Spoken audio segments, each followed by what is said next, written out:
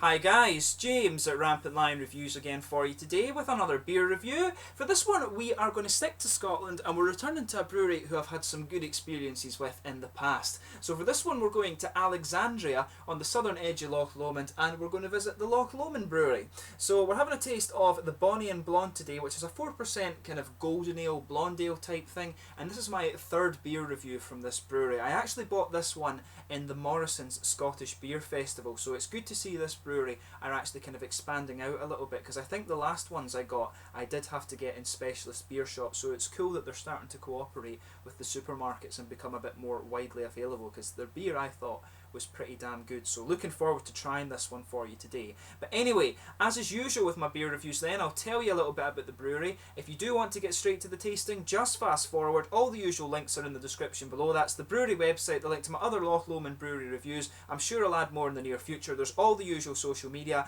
If you want to see more beer reviews, do subscribe to the channel. The whole channel uses a geography based tagging system, so you can go into the homepage and search for beers based on country, city or state, whatever you're interested in. There's also the playlists for the beers from different countries as well that you can check out, and as always please do get in touch and let me know some of the other beers and breweries that you guys would like to see me review. Let me know what beers you'd like to see me review from Loch Lomond in the future as well. But anyway, to tell you a little bit about Loch Lomond Brewery before we crack into this beer. So Loch Lomond Brewery was opened by Fiona and Ewan McEachern in Alexandria at the southern point of Loch Lomond in 2011. So the couple had been home brewers for a number of years, and they decided to turn professional after seeing a gap in the market for cask ales and craft beers in Scotland. And obviously in 2011 at this time they would have witnessed the growth of some of the other craft breweries as well. And Fiona actually works in the brewery full time while Ewan works with her on weekends. So this brewery is almost a little bit unique in Scotland, in fact, because it's only one of two breweries I can think where it is actually a female brewmaster, which is pretty cool actually. The other one I can think of is Wuha, which is away up in the Highlands somewhere, or in the, it might be in Moray, but it's in the north of Scotland anyway, so you are getting beers brewed by a woman here, which is pretty cool, because it is a male dominated industry, I guess you would say. But the brewery is located in the Lomond Industrial Estate, and it's equipped with brand new and purpose built equipment and things like that. So they've got a very modern facility going on there, and they produce a lot of cask ales, and they bottle a portion of their beers for sale in the supermarkets, the brewery shop, and also they save a share for internet sales as well. When I checked out the website earlier, they were saying that for 2016 they are planning to produce a lot of new ales. They only had 5 or 6 beers listed in their core range, and it has changed from when I did the last reviews from these guys. So some interesting times ahead for Loch Lomond Brewery, and I did enjoy the beers that I had from these guys previously. So just to list a few of the other ones there, the one I was talking about before, the smoke beer, is called Meg's Tail Ale. There's the Bonnie and Bitter, there's the Bonnie and Blonde, this one here. There was the Loch Lomond 60, there's also the Southern Summit, and there's the Silky Stout. They do have the Kessig Dark Ale as well, which is supposed to be very nice, and the Ale of Leven and the West Highland Way. So they've got quite a few different beers there, but they are saying that they're going to produce some more in the fairly near future. So yeah, let's actually get on to the tasting of this beer itself. As I mentioned to you at the start of the video, this one is a 4% sort of blonde ale, golden ale type thing, and it should be quite nice. This one's hopped with Bullion, which I'd never come across before, Willamette and Aurora. So to tell you a bit about Bullion, since we've never done it before, Bullion is actually an old hop variety from Canada, and it was bred from a wild variety back in 1919 apparently. It was commonly used in darker beers, but now it's predominantly used as a bittering hop, and it was known as the first super alpha hop. They were saying that it had an alpha rating of something like 8 to 12%, so it was one of the very first super alpha hops. Aurora, of course, is a super styrian based on the Slovenian hops down there. It's known for its kind of spicy aromaticity, of course, and Willamette is an American hop that's known to be a little bit earthy, a little bit fruity, and kind of spicy aromatic as well. So that's a little bit of a rundown on the hops for you. It didn't say what malts were in it here, but it says on the side here it's got malted barley, of course, which is regular. They have the malted wheat, and it's got some oats in there as well. So it should be quite a bready malt base we get out of this one, and it should be very nice. And it says on the side here, there's a little bit of history. It says, following the death of Baroness McCausland in France, her body was returned to her home in the village of Fleur-de-Lys. Some of the flowers escaped and started to grow in the village. These flowers were said to have magical qualities in combating the plague. By 1225, the village came to be known as Luss after the flowers, and some 900 years later, the lilies can still be found here. So I think that is what it's talking about, just with regards to the symbol that they've used on the label there. I'm not quite sure about that actually, but it says on the side here, the fleur de lis is found on all of our bottles as the stamp of authenticity. So I guess I'm right then. That's the fleur de lis that they're using for the Loch Lomond Brewery symbol. I'll just check in the camera that you're seeing that nicely. If I can find my mouse, there we are. You can see this is the kind of typical artwork you'll get from Loch Lomond Brewery. They're all slightly different with different kind of portraits here, but the style of artwork is generally the same. There you can see all the specs of the beer on the back, the little bit of history that I just read to you. And it is a plain bottle cap actually. It would be nice to see them put maybe that just completely in white. Put that on the bottle cap, and that would be a nice little touch actually for this one. But yeah, I've had good experiences with this brewery before, so we'll get it out and into the glass and see how we get on. So yeah, nice smoky opening there, and here we go. This one actually, you can smell the sort of oaty kind of cereally characteristics of this one as it comes out.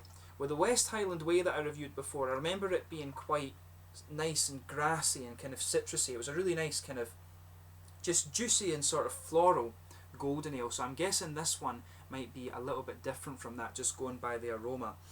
But yeah, it looks very nice. As you can see, this one's a really kind of bright golden colour. If I put the light on over here and let you see the colour, you can see very nice bright golden colour there. There's a 3/4 finger of a frothy white head, some big bubbles sticking towards the side of the glass there, but quite a few smaller ones going up towards the bottom of the head. But overall, very nice looking, and as I say, sort of pale golden straw there, but at the same time, it is quite rich. So yeah, let's have a little look at the aroma of this one then.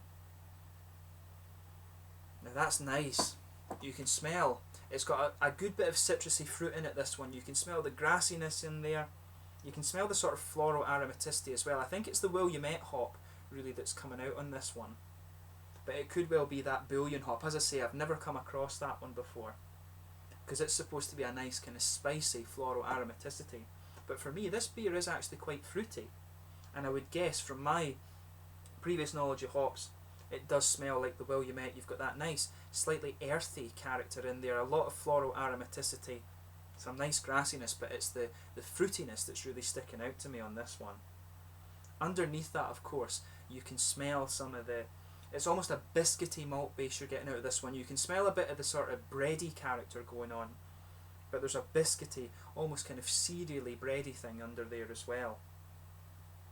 But yeah, the fruit's quite interesting. It is kind of citrusy, but it does have a little element of tropical fruit to it as well, which is what makes me think that's the Williamette hop coming out. It's not quite grapefruit. It could be a little bit sort of orangey, something like that. Yeah, it is more of a citric fruit, I'd say, that's coming out of this than a tropical fruit, but it's actually got a really nice nose. It's not pushing its way out of the glass too much actually, but you can, when you sugar the beer up, it really comes across a bit more. When you sniff it when it's just kind of settled down, it does smell more kind of bready. There's a little bit of grassiness to it, but when you sugar it up, it becomes a lot more complex. So just take a little bit of time with this one and enjoy the aroma here. So yeah, it's a very nice smelling beer. So let's get stuck into this one then. This one is the Bonnie and Blonde from Loch Lomond Brewery over in Alexandria near Loch Lomond, Slangia.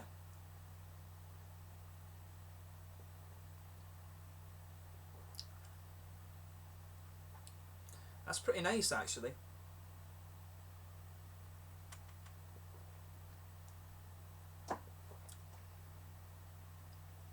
Yeah, this one's quite interesting because for me, when I tried the West Highland Way, I thought that was a really nice kind of, it was almost like a pale ale, that one. It was almost like that. This one for me has a bit more of the kind of old school base that you get in some of the sort of English real ales. I can see what they're trying to do with this one. For me, the malt base in this one, it almost has a little bit of that kind of bitter malt base to it, I would say, and that's probably the oats coming out as well, and some of the wheated malt. It is slightly heavier in the malt base there, and you've got some of that kind of almost cereally spice just sitting there. I remember the other one, the West Highland Way, being a bit more focused on the hops, and the malty base in this one, the hops come in at the start, but then it fades away, and it's a bit more focused on the malt actually.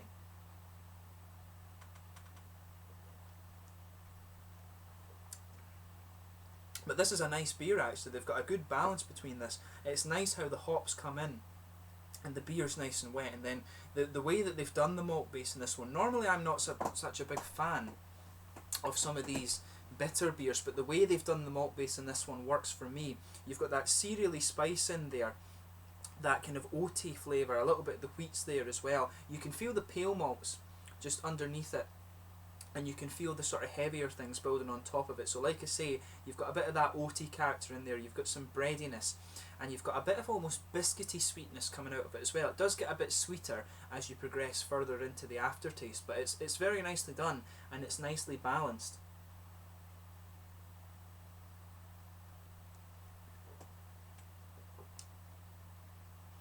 And you can feel a bit of that bitterness, which I'm guessing is coming from the bullion hop. You can feel a little bit of that in there.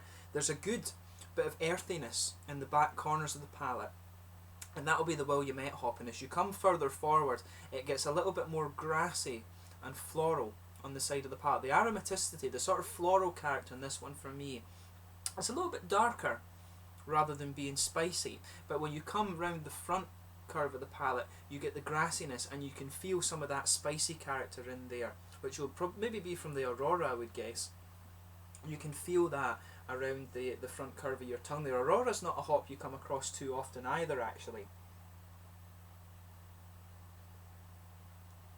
But they've made a good choice in the mix of the hops of this one. I guess this is maybe one of the beers that they've experimented with, and they've maybe just tried a hop because they've not sort of come across it before in their home brewing, because you've got three kind of quite unusual hops. I've never seen these three actually blended together, and as I say, I'd never seen the bullion hop before. This, you can tell that this beer is a sort of product of experimentation, and like many things in home brewing, it works. You know, it actually works really well. I like how this beer is balanced.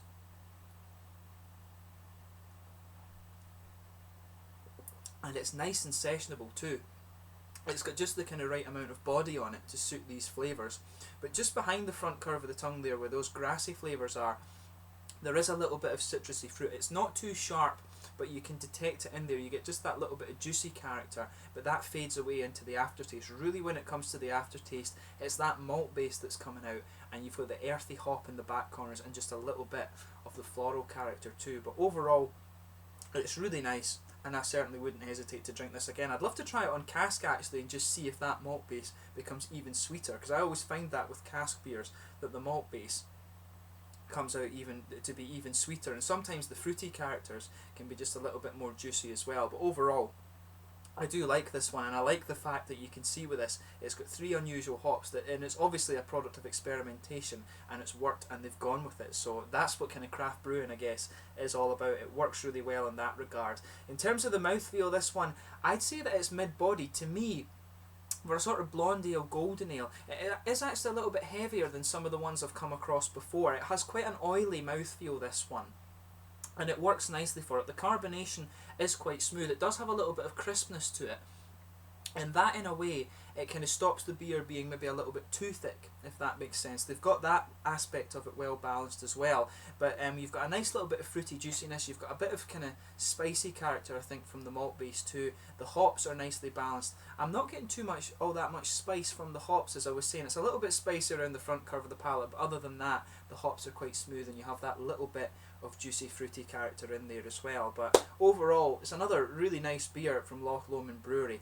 I mean, this one, it's not, in terms of a blonde ale and a golden ale, it's not one that's absolutely going to kind of blast you with flavour. This is one of the beers where it's more about the blend. It's more about how the flavours blend together. So if you're expecting something like you get in some of these American beers that just blast you with hops, you're not going to get that with this one. This one is all about how the flavours blend together, and it does it really well. So if that's the sort of thing you're into, then you should check this one out. But again, this is my third beer I've been impressed with from this brewery, so hopefully I can get a hold of the stout and some of the Kessig and things like that, and review those for you in the fairly near future. But we'll see how we get on. But yeah, I hope you've enjoyed this beer review. Do let me know your own thoughts on this beer and the brewery in the comments section below. Always interesting to hear from you guys. But until the next time, please like, subscribe, share, all the usual YouTube stuff. Go and check out all the usual social media, but most importantly, go and try some of the Loch Lomond Brewery beers. These guys have got some really nice, quite sessionable ales. I'll need to try their stout next, just for something a little bit different. But if you come across the Meg's Tale, that one's the smoked beer, and that, I have to admit, was really nice. So hopefully that comes out again soon. But the golden ales are really nice and sessionable too. So make sure you check out these guys, and I will catch you soon with more beer reviews. I'm sure we'll return to Loch Lomond Brewery in the fairly near future. Slàinte just now.